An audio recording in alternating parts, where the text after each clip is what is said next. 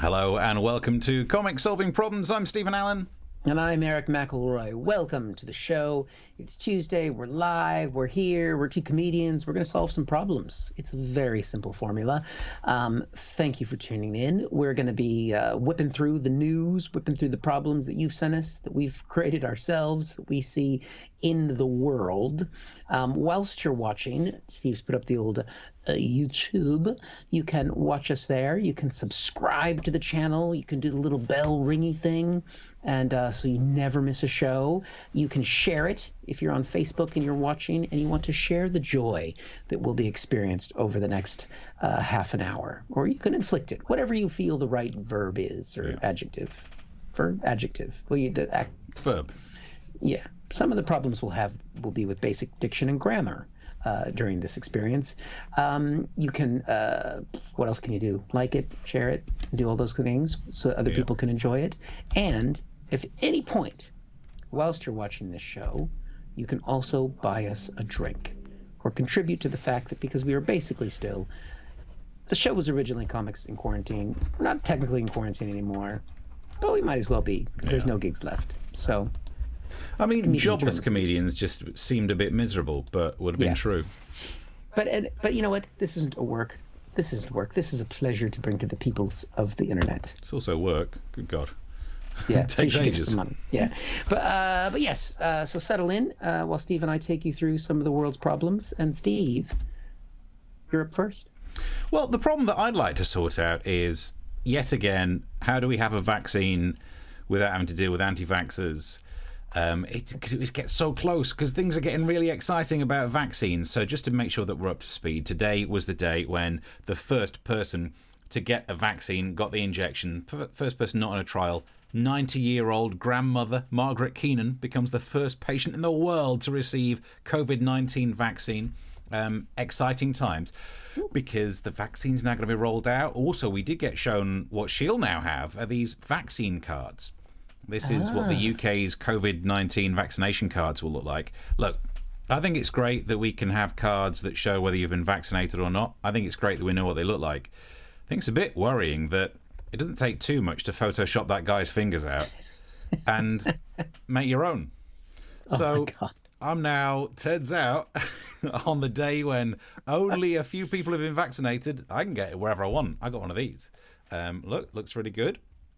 And I've even filled it in on the back. You have to fill in the vaccine name. So I've put cootie shot. Got my cootie shot. And that means like that, batch 69. So it looks like I can still fly like everyone. That's a piece of cake, this. But they gave us a video of this lady getting her vaccination. It was so exciting. Let's have a little look at some of it. There she is. Patient A, Margaret Keenan. She's about to get the injection. That was the Sky News coverage of it. There we go. Get ready for the moment. And rejoice. Forsooth, there is a vaccination that has been given. That was the coverage on Sky News. On the BBC, if you press the red button, you could actually go and see what was happening in the next ward where a man was getting a prostate exam. Oh. And when I say press the red button, I very much mean his bottom. But it was great to see. You know, I'm pro-vaccine, so it was great to see this. Look, if you listen. No, it didn't hurt at all. Didn't hurt her at all. That's how great it is. We have also discussed on this show how there is no point talking about pro-vaccine stuff. I mean, I love the science, but it's not going to get us going viral. We need to appeal to those science-hating idiots who are anti-vaxxers. Yep. So the next bit, I'm going to take out of context from this show. You know, we lift clips and put them on the internet. Yeah. This next one's just going to be out of context, just so it appeals to the anti-vaxxers, and then they can make us go viral. And if anyone's good at making things go viral, it's anti-vaxxers. So where's the headline again? So look, a 90-year-old was given a vaccine, which looks pretty good until you actually get into it. Here's the video of her getting the vaccine, and if you watch all the way to the end, maybe it's not as good as people think. Here it is. She's had the vaccine, and oh my days. So maybe it's not as safe as science makes out. And that's where we'll cut. So there we go. It's worrying. Let's get more of what's been happening then. This is what people will be saying on Infobores. The problem with this vaccine is that, do you know how many people who received the vaccine died within 10 years of getting it? All of them. And that is the problem with giving it to 90-year-olds, right? I know they're vulnerable, but idiots out there will literally be quoting that. So I was going to say it's time to not give it to 90-year-olds. But then in Correspondence Corner, a guy called Darren sent me an email, and I've got a picture of it here. This really should help to explain. Darren said, am I the only one who's worried about taking this vaccine? Has nobody seen I Am Legend with Will Smith? Seems very similar. Cure for cancer rushed through and then flesh-eating zombies within 6 months. Perhaps this is why they're giving it to the very old first, as they won't be able to catch anybody if they turn into zombies. That makes so much sense. What happens if Margaret turns into a flesh-eating zombie? She's not got any teeth. What's she going to eat? So you also, the problem with that is with a lot of old people, you can't tell if they're already zombies anyway because they smell the same. Ouch. Oh, any hate mail, send that one to Eric McElroy. That's not me. I've been dissing loads of people, not old people. I then also worried about the side effects.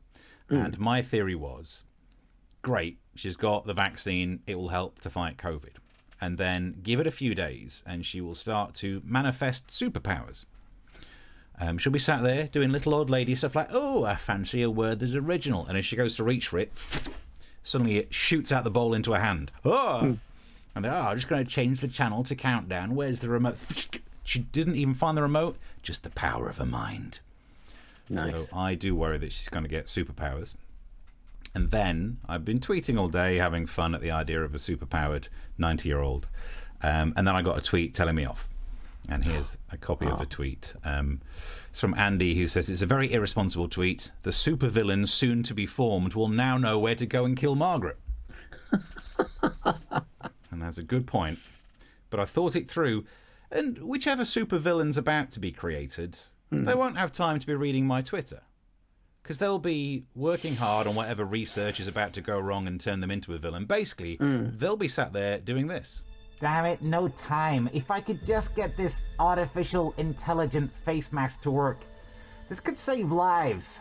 Maybe if I increase the voltage.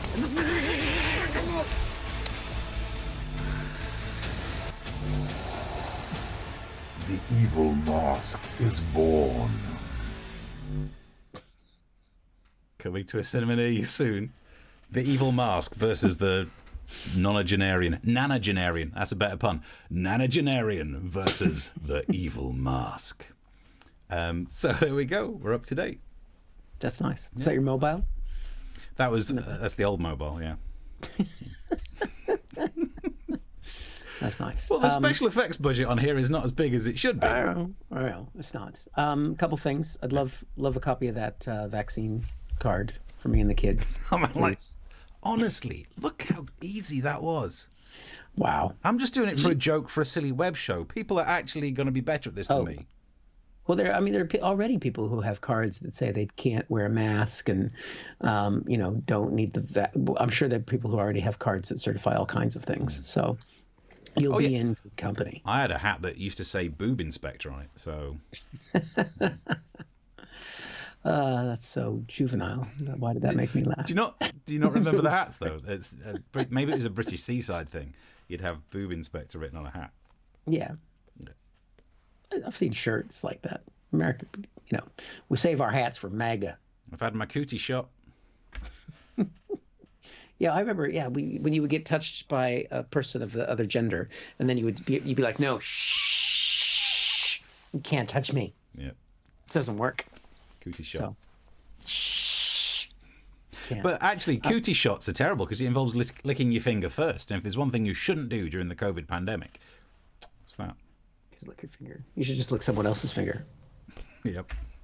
So we can give these away. If you'd like to make a donation on our thing, I can send you one of these. No, I probably can't. No. I probably can't get in trouble for that.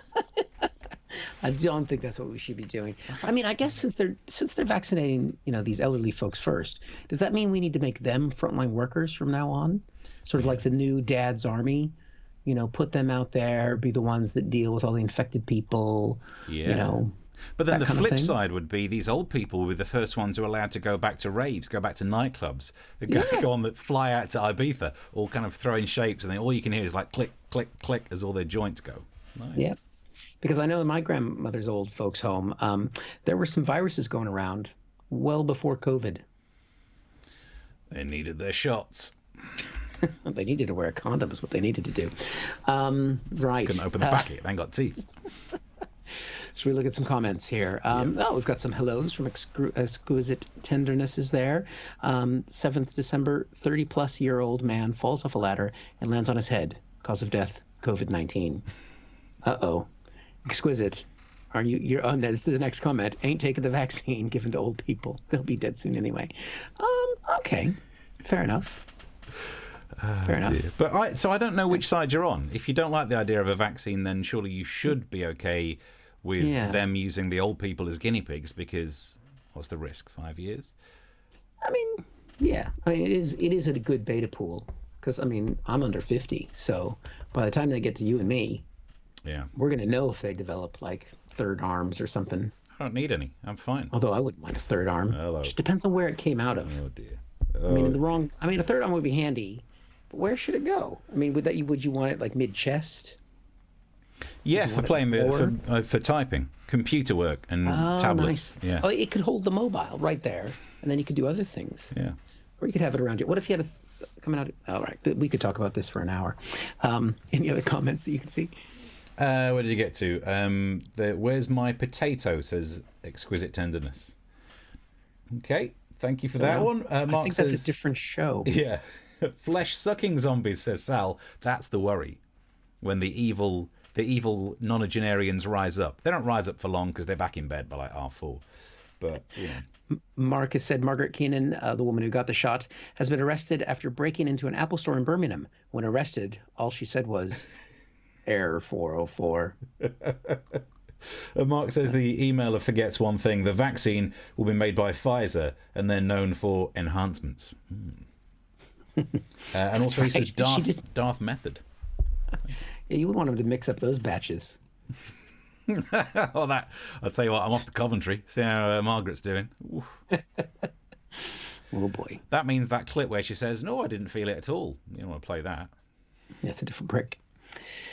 Old people getting freaky. Yeah, that's right, Exquisite. My grandma, she got it on. Third hand on your forehead, great for your phone. Oh, you say, yeah, and you could keep your hat on when it's windy. You could reach up and you wave. That'd be nice. That'd be good. Well, we're up to date with that. Okay, well, if you enjoyed that and Steve's mask work, or if you want one of those cards, we'll sell them for £100. But they do have their backs already filled in that says cooties with dates that are in the future, even though technically it says I've had both my shots, which is more than Margaret. And you take all criminal liability for not me. For that. Right. Here's a problem, Steve. Yeah. How do you keep acting like a president when you're no longer going to be president? It's a problem I know we've both encountered. It's a niche problem, isn't it? So basically, Donald Trump has lost the election. He's in denial of it. So he's been trying to do presidente type things and more of the ceremonial things because he doesn't want to actually lead the country, because then he'd actually have to, acknowledge the fact that COVID is ravaging the United States and it's getting really bad over there. So he's doing the softer side of the presidential office, which he did today, which we could see from this headline here. He honored legendary Iowa wrestler Gable at the White House. So this is I think it's Dan Gable. He's a famous wrestler, I guess. He's been around for a long time. And we're not talking like WWE wrestling. This is like proper, men wearing spandex rolling around on a mat in a way that is only masculine. So basically, he gave the guy the award. He had all of the guy's family there. The guy has spent a lot of time wrestling on the mat, it looks like, because he's got a lot of kids and grandkids. They filled up the Oval Office, in proper COVID tradition as well. Not a mask to be found, but don't worry about that. Here's Trump standing next to him as he was getting the award. The guy's making a speech. So that's the shot of Trump next to the man who's getting the award, Mr. Gable. But if you expand that shot, which is the next picture, you can see behind him some of the grandkids. That's actually, unfortunately, because they didn't wear masks, One of the children didn't make it through the ceremony. But basically, I mean, it's worth watching the video because the guy who's holding the little girl next, looking down at his dead son, he was past different babies throughout the whole video. I mean, it's a struggle to be in that ceremony. You know, you got Trump rambling on, you got Granddad up there talking about wrestling from back before the war or some shit. They were struggling with the kids. The next shot here, you can see another one of the kids. This one on the left there, you can see him just like leaning back going, oh my God, when will Trump concede? We're all fed up with it. It's just something that, you know, we're ready to happen, but it's tricky, isn't it? To have I mean, you don't have kids, so you don't know what it's like, but I mean, it's like taking your kid on a plane or in church. You're trying to make them behave, especially in formal sittings like that. But you know what? I want to be fair and balanced to Trump.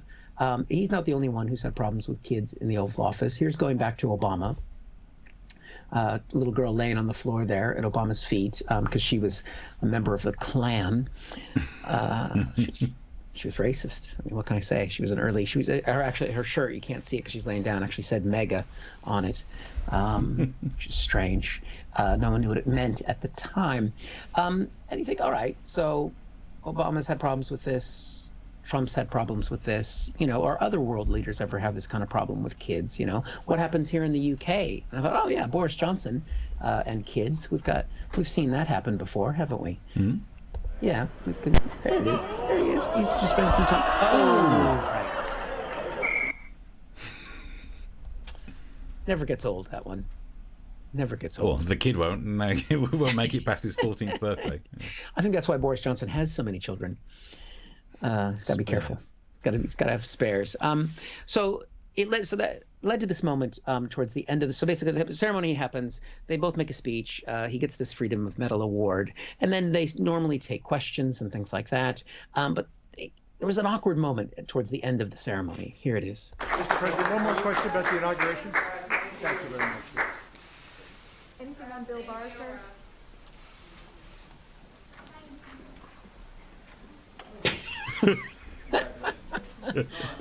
Trump just fucked off and left the guy standing there with all. He's like, I think what Dan Gable realized is that he's the president now. That's how it does. Yeah, but wow. Trump got upset, and it wasn't about the kids, and it wasn't about the speech, it wasn't about the questions that he got about his legitimacy now that he's lost the presidency. The moment that upset him was from this. Now I'm larger than you a little bit. You think I could take you in wrestling? Huh? Would I have a big advantage? You would have no chance. That was not make Trump happy. He was out of there. So, but he looks pretty presidential, don't you think? Well, the wrestler. Yeah, exactly. Yeah. I was talking about the child laying on the floor. Yeah, certainly. That's kind of like Trump in the way he's reacted to the tantrum. result. Yeah, definitely. Yeah. So there we go. Trump's trying to act presidential on the way out the door from not being president. Well, Chris says, is Trump okay because he's looking a touch pale? I think if we can go back to the first picture that you showed, I know what you mean. He does look like he's seen a terrible thing. Yes, his reflection. Now, well, if you watch the video of it, I think it depends on if it was Fujifilm or Kodak, because in the video he looked quite orange, and his hair has gone blonde again. Because remember when he came out of hospital, he'd gone gray. The blonde is back. Nice. So crazy. That's science. That's science. There's hope for us all. Let's see. Danny Mac Gable, Mark's done the research, is always bringing the facts to the show. Is an American former folk style and freestyle wrestler and coach. He's a two-time NCAA Division I national champion and a world gold medalist. So, wow, good research. And you got a freedom. Good research there. Somebody knows their Wikipedia. Meanwhile, Exquisite says, parenting tip, leave before the birth and don't go back. I mean, that's not our advice. This is the words of Exquisite Tenderness on Twitter. Yeah. Trump fights at MAGA weight, says Mark. MAGA weight. MAGA weight. MAGA weight. And then what have we got? Can we chat about the Sky News reporter breaking tier rules? No one else is. Come on, it's been in all the bulletins. I did a radio show this afternoon, and every bulletin they were talking about, what's her name? Kay Burley, who had can't count to 6, had 9 friends going to celebrate whatever the heck they were doing, and now she's not going to be on TV till next year, till 2021. Because everything will be fine. Now the thing is, because she's apologized for this on Twitter. She posted a tweet. So this is Kay Burley, Sky News presenter, who I've met, and she was Lovely. Little name drop in there. And she tweeted that she'd gone out to dinner with friends. She was waiting for a taxi to go home, and then she popped in another restaurant because she needed a wee. But is that so? I didn't understand what rules she broke by doing that. It's because there was different households at the dinner. Yeah, there were too many. There were 9 people there, so it's over the rule of 6, and there were co-workers, so they would have been from different households. But I don't think it. I feel sorry for her that she's not going to be put back on air again until next year, because Rita Ora will still get to be knocking out songs left, right, and centre. Rita Ora's view was, let's just have 30 people round because it's my birthday, and this was during the actual before the tier system, wasn't it? I'm not sure about that, but either way, her response was, "I'll pay the fine." It's like, no one's asked you for a fine yet, and also you clearly you got so much money, you just thought, "Oh, I'll get people around and pay the fine." Yeah, that's one way to do it. Well, like the Kardashians going to that island for her birthday. I think if you want 30 people round your birthday party, you have to kill someone because you're allowed 30 at a funeral, and if you want 30 people there, flipping commit. Well, if 30 people do come and hang out together, someone will die. You can just argue it's a pre-funeral. Oh, interesting. Okay. Yeah, that's one way to do it. So, the biggest shock, says Mark, about the Kay Burley incident is, how is she 60? Yeah. Oh, she's 60. Having been up close to her. Shows. Says this guy. She's not on telly now, so I can really rip her apart. I wouldn't have said that when she was still in the job. Britt says Boris had hairs, spares, and souvenirs. Anthony says Trump has the look on his face of a man that has just shouted. Yep. He always looks like that now. Always looks like that. Lynn gave us a message as well. Where's this one gone? By the power of Grayskull, #vaccinated superpowers. Yeah, when old people suddenly start to mutate and they've got the special super telekinesis, which actually... Old people should get telekinesis. It just saves them getting up. Yes. Instead of like, I just got to get up and put the kettle on, just kettle's on. Yeah. But you don't want them to fly because, like, for men of a certain age, their dangly bits hang down pretty low.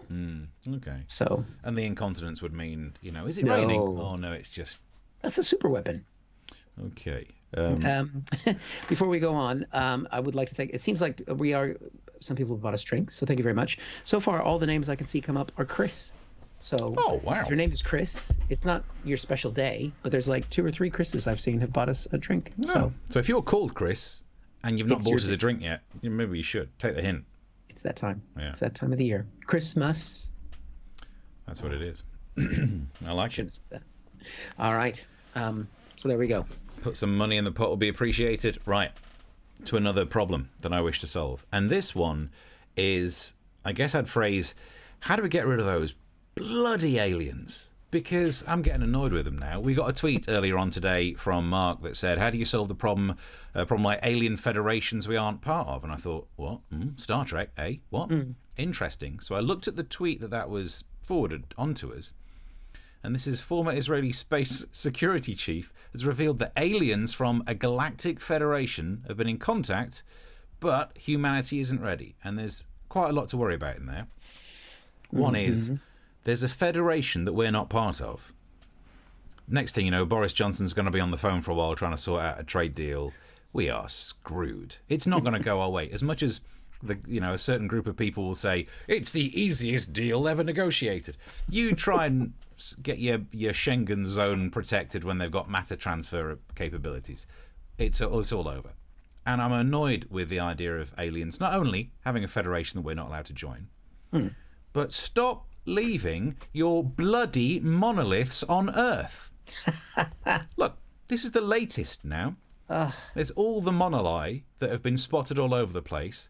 The one that bothers me the most is the Colombian one, because the rest are silver shiny, but Colombia's gold. Oh, there's always one in there. So even aliens are status-hungry, annoying. Yeah, actually, you've seen my monolith. It's gold, actually. I've had a pretty good year. Yeah. Are yours? Silver. Oh. Great. So, yeah, there's all the different monoliths. The best one as well that we need to notice is down the bottom, Isle of Wight. Here's the story. Actually, this is a separate story. This is the woman who says that I hugged a monolith and it felt suitably mysterious. Yeah, because a dog pissed down the bottom. Have you not worked out what's going to happen? But yeah, to the Isle of Wight issue. Isle of Wight monolith, magical structure appears on the beach. Of all the places, if you were an alien with the ability to travel across the universe, why would you go to the Isle of Wight? Like, It's tier 1. there are people, yeah, but Cornwall's tier 1. And it's, there are people in the UK who don't go to the Isle of Wight, and look how close we are by comparison. I've got nothing against the Isle of Wight, but the next few jokes will make it seem like I do. So there we go. That's what you saw, the monolith there on the Isle of Wight. Cold, strange, terrifying. The Isle of Wight is a small landmass just to the south of England. But there are many things of this story that make me think, conspiracy. I don't believe a word of it. If we look at the way it was reported on the so-called BBC, forget the first 2 paragraphs. It's the third one that I notice. Resident Alexia Fishwick. Made-up name if ever I've heard one. There's no way that that's real. Alexia Fishwick is what you say when you want your Amazon Echo to order you the worst-smelling air freshener. So I don't trust a word of it at all. There is also, let's have a look if we go back to it. She said this resident of the Isle of Wight was dumbstruck when she came across the monolith on the beach, described it as really quite magic. And I would say experts then had to say to her, no, it's not magic, it's a mirror, shiny. It's not created a copy of you in there. It's not trapped your soul. Mirror. Because it's science. But after all of this, all the different monoliths that have been spotted everywhere, I've been mentioning it on radio, and I wanted to play to you Steve from Upney. You know, I've talked about the fact that this guy calls in. So this is Steve from Upney, who called in earlier on. And he is a real person. This is a real person. This is a real person. Give me. We talked about the monolith on the Isle of Wight.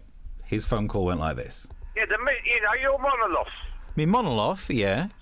Yeah, it sounds like a poem, doesn't it? Sounds like something. So what have they? What's happened with the monolith? Well, apparently man's come forward. Has An he? alien's come forward. He said he lives on the. I think it's a bit of a nutcase. It says here, the Isle of Wight Beach monolith mystery solved. Tom Domloff, who lives on the island, said, "I'm travelling for fun." Tom Donloff made the monolith.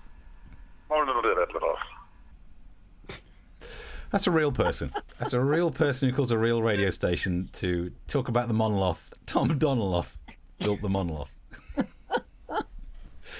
So, in answer to the question, is there intelligent life out there? I don't even know if there's intelligent life down here. I don't think the Galactic Federation is ready for Steve. I think we'd get voted off. We should put him forward first. Hello, Steve Ferrari.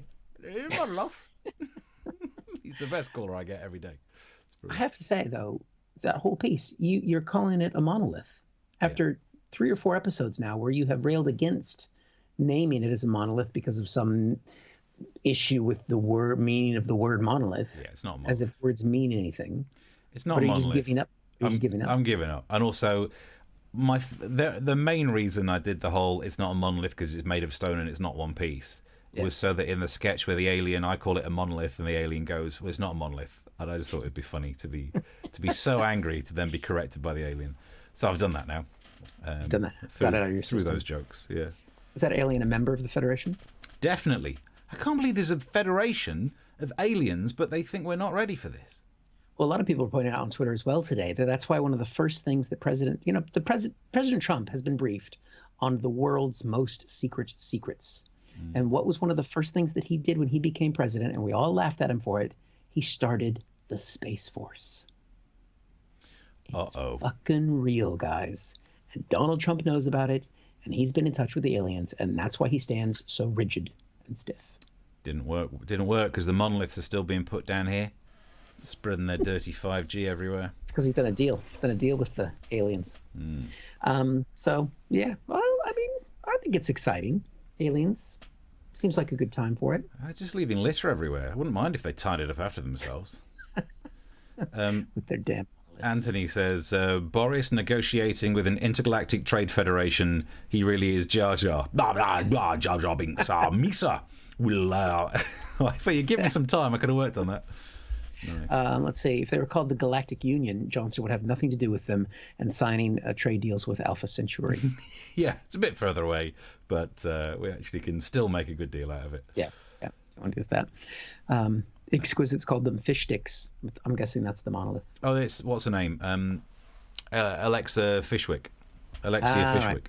That's not a real name, is it? Come on. If you had to come up with a fake name, it's got that fake name vibe to it. Kind of, my name is Alexia Fishwick. But some things are so ridiculous they have to be true. Maybe. Like the Galactic Federation itself. Sal says, I thought Trump's first thing he would do would be to get the recipe for KFC. Yeah, the secret herbs and spices. Yep. He knows what they are now. Although, to be fair, we all know what they are. The secret herbs and spices of the Colonel, 7 of them are salt, and the others are also salt. Yeah. I had an ex that worked at KFC, and she didn't eat there. She worked there. She didn't eat there. She said the secret sauce were a special sauce. You know what I mean? Never trust anything that comes in a bucket. There's a phrase I didn't think we'd... Learned that in Boy Scouts. Yes, and we've had a few more drinks bought for us, so thank you for that. Sal has kindly made a donation, and someone whose name I can't quite make out. So I'm just going to read your bank details. But thank you for that. And here we go. Yeah, on to the next one. Next problem. How do you react, Steve, when bad things happen to bad people? Oh, I like that. Because, I mean, normally we have to be very careful in this business because sometimes something will happen in the news and we want to talk about it, we want to make jokes about it. But then if it reaches a certain level of seriousness, you can't really joke about it, at least not for a period of time because it seems inappropriate or whatever. But sometimes something so awful happens to someone who deserves it so much, it's very difficult to know how to react. And that happened when the president tweeted this a couple of days ago. Basically, Rudy Giuliani, by far the greatest mayor in the history of New York City, which that's debatable, working tirelessly, blah, blah, blah, blah, blah, has got COVID. Ooh. I mean, usually you get fired when the president tweets about you, not a death sentence. So it's difficult, do we take glee in this because he's such a schmuck and he's been such a jerk? Or it's tricky. I don't know. I mean, someone actually messaged me that said it's okay to make jokes about this. And I think so. Do you not, he's such a dick. That's a serious point, though. Do you not think it's a risk on the way into it? Because he is definitely of an age and an obesity level and all those things where this could take him out. Yep. So after he pulled through, it's like the Boris thing. We didn't really do jokes about Boris until we knew he was recovering, and then it was like, no, let's get in. But he's a different. Some people are. I might be how I feel about them personally. It could be the things that they've done. Like maybe the fact that he's trying to attack the fundamentals of the American democracy, those kind of things, denying reality. I mean, also the place that he got it from, which we can see here, where he contracted it. There he is. Oh, you see, you're not supposed to touch yourself in that way. You gotta wash your hands. Not in front of somebody who you think is a teenager. Definitely washing the hands, face, and space. Lots and lots of space. Yeah. But part of the reason why I think that we should have the right to make fun. I mean, obviously, I don't want anybody to die, but because like this happened just a couple. So before we play this clip, so he's been going around the country and having hearings, maskless, all over the place. He exposed the entire state legislature of the state of Arizona. They've all had to go into quarantine because he's been so careless. That's not even a joke. And at these hearings, they've been testifying against the election results. Here he is actually he's got a witness at one of the hearings just the day before we found out that he was sick. You can go to any of that satellite locations. Look at the look in his face as he's looking at that woman. He is not happy. They are less than 2 meters apart. They're very close to each other. She chose, a lot of the people who are testifying at these things are, Trump supporters. So they don't believe in masks and so on. This woman's decided to wear a mask even though she's testifying against the election results. So making that face, what did Rudy say to her as she was testifying for his case?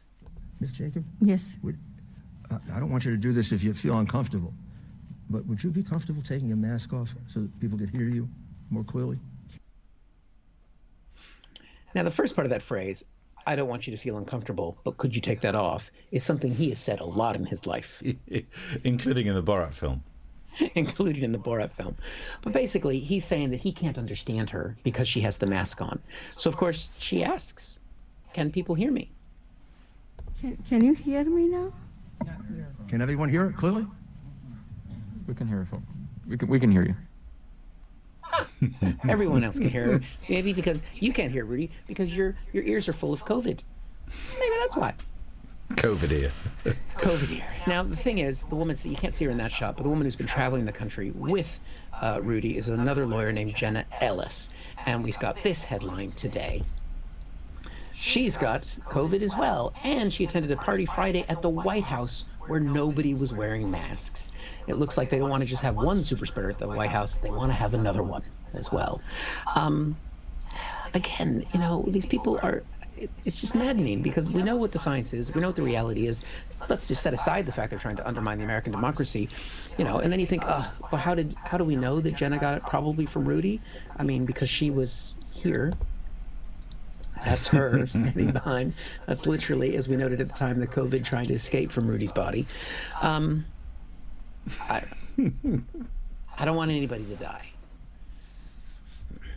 Now, there's a couple of things. That was just missing the butt, wasn't it? There were a few, so much happening. I wanted to cover another big election thing just quickly. The Georgia Senate race is happening because they have to do a runoff because two of the candidates didn't reach the 50% point.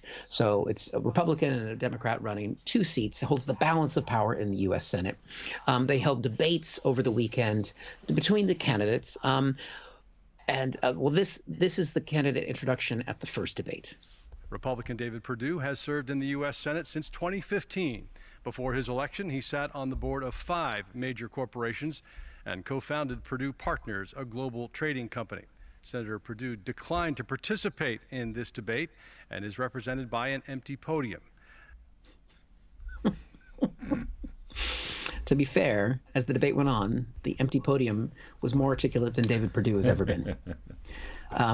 They maintained the structure of the debate to the point where his opponent, a guy named Ossoff, they said this is the point where the two candidates question each other. So they let him ask a question to the empty podium. I will take your silence as a yes. Yeah, don't say anything if. So that was the one debate. The senator who didn't come, the podium at that debate actually did better than the Republican at the other debate. Kelly Loeffler. Here she is. Democrats want to fundamentally change America, and the agent of change is my opponent, radical liberal Raphael Warnock. My opponent, radical liberal Raphael Warnock. Radical liberal Raphael Warnock. She said it 13 times. Radical liberal Raphael Warnock. Radical liberal. I mean, she said it the same way that I say hydroxychloroquine. Yeah. It's like the only way into the word is if she couldn't just say his name, Raphael Warnock. She had to say the whole thing. So she's doing a Trump thing, and it works because if you put a catchphrase in front of someone's name, it then becomes synonymous, like the definition of the word, and then you ruin their marketing. But if you are going to give yourself a catchphrase, don't make it as hard to say as red lorry, yellow lorry, because radical liberal. Every time she radical liberal, and she would just say it in the middle of his. We didn't have time to play them all, but she would be talking and my opponent, radical liberal, and it was just. But she also said it like the reason it worked with Trump is because he would have fun to it. It's like little Marco, lazy blah blah blah. She's like radical liberal. She didn't move the entire time. Yeah. So, but all that means that within the last few weeks she once said radical liberal, and everyone laughed at her. So she's like, oh no, better not do that.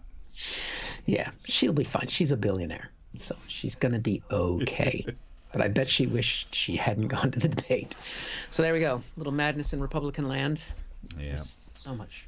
Plenty of it going around. Right, some of the comments coming through.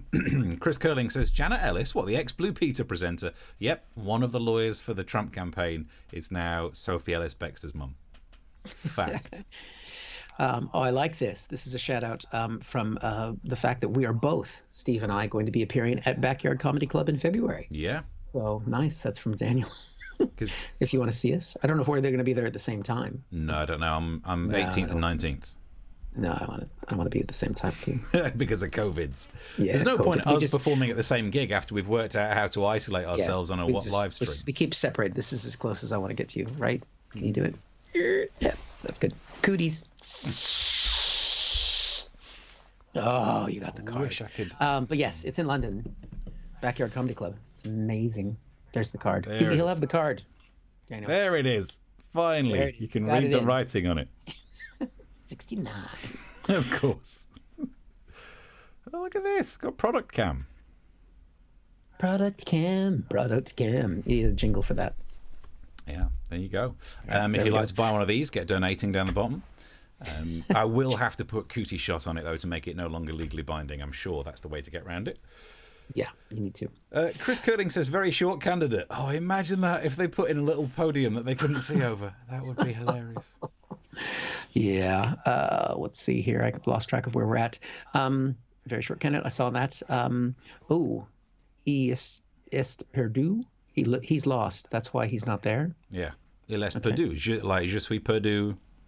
I am lost. You're speaking foreign now.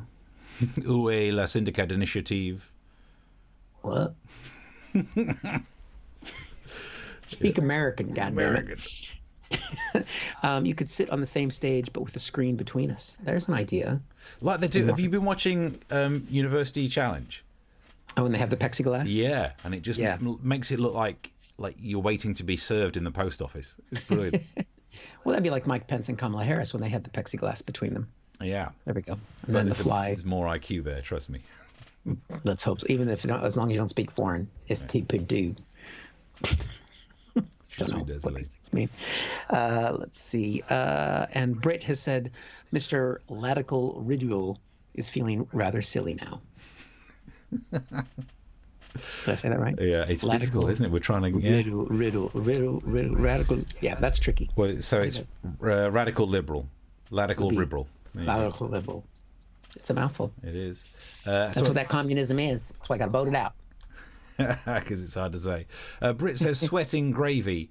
If sweating gravy now is a COVID symptom, does it progress to KFC Mega Bucket three side order combo? Ooh, nice bit of Giuliani gravy. Dunk your chips in. Could be a good idea. Right, the Ko-fi link is there. Thank you very much for all those people who've sent us some drinks and things like that, and we appreciate that. Yeah. Was it? Wait, do we have another problem? I've lost track of time now. No, I've done my two. You've done your two. We've solved all the world problems. So we're coming to the end of the show. Yeah. I mean, all you need to do is focus on the fact that we're back on Thursday, 9 o'clock. Yes. Even more fun. And by the way things are going, I'll be getting even angrier about more pissing monoliths. One is all right. Two is a bit much. Now we're up to flipping. Get away from me with your monolith. Wait till there's two monoliths right next to each other. They'll be bioliths. Okay. They'd be columns then, wouldn't they? They already are just columns. They're flipping riveted together. They're not monoliths because they're not made of one piece of stone. Yeah, but the monolith sounds better. That's what the aliens call it. So that concept of moaning about them being called monoliths, I did that on the radio as well. I nicked the idea from this show and did it on the radio. But I did it in Romford. So I'm broadcasting to Romford and just getting pretend angry about the Greek root of a word. And it's, I don't know, I think I entertain myself more than I do other people on that radio station. Be careful doing that because it's going to come up in the Brexit negotiations now. Because probably a Latin word. I tell you what, when I was working there, when I actually did my own show there, I did some like anti-Brexit comedy stuff, and there's a guy who just has hated me ever since. He's so offended that I dare have an opinion that's not his, that he used to email in all the time and then tweet me and just be like properly aggressive about the fact that I can't stand this freaking moron. What? I mean, I may be many things, sir, but let's sit down and let's do those Mensa tests. And because this guy, all his Twitter account was just him being angry at everything in the world, and every so often a picture of a fish he caught. I felt safe. Oh dear. Right. Well, thank you very much for watching. Thank you for buying drinks. Remember to subscribe to the channel so that we can continue the exponential growth that we've continued on there. And you can watch back all the previous shows. If you haven't seen Steve's rant about the monoliths, they're there. They're short clips as well, so you can catch up on things and you can share it with other people. You can tell other people about it because you don't have to watch us live. You can watch the live show not live. Yeah, enjoy it later. And come along and see us at the Backyard Comic Club because look, I'm legal. I'm legal to be. Look, I've got my NHS. I've had a vaccine card. I think I'm there the weekend before you, if I remember correctly. Well, that's a shame. Should remember since I've got no other Nothing gigs else in in. the fucking That's diary. a shame because it turns out, you can't catch anything from me because I printed off a fake card. There you go. So come and people can then come up and touch you and kiss you. No. They couldn't do that before. You wouldn't like that. I'm an INTJ personality type. Sod whatever diseases I've got. Back off. Don't do that.